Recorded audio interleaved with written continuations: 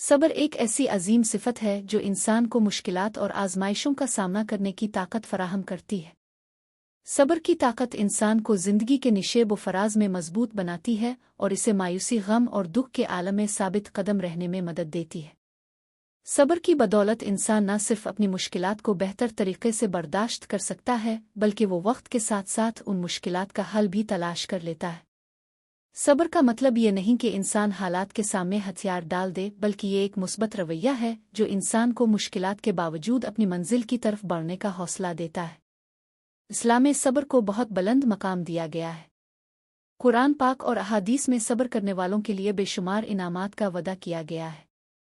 सब्र की ताकत का एक और पहलू यह है कि ये इंसान के अंदर शुक्रगुजारी का जज्बा पैदा करता है, क्योंकि सब्र करने वाला शख्स अल्लाह की रज़ा पर राज़ी होता है और उसकी हिकमत पर भरोसा करता है।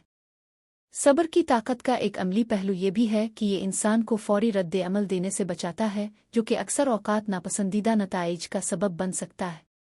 सब्र के ज़रिए इंसान अपनी ज़िंदगी में सुकून और इत्मीनान हासिल कर सकता है और ये जान सकता है कि अल्लाह की मदद हमेशा उनके साथ होती है जो सब्र करते हैं। अगर वीडियो पसंद आए तो लाइक एंड सब्सक्राइब करते जाएं। शुक्रिया।